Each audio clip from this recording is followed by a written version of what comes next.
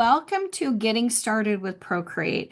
I am Asia Fillmore, and I am here to show you today how to use the Procreate app on your iPad. So we want to go ahead and get your iPads and get started. We're going to deep dive into how to use the interface, where everything is, how to use the different tools, and overall get you started working on in Procreate and drawing your first illustrations. So I hope you go ahead and join me in this class, and I'll see you inside the Procreate app.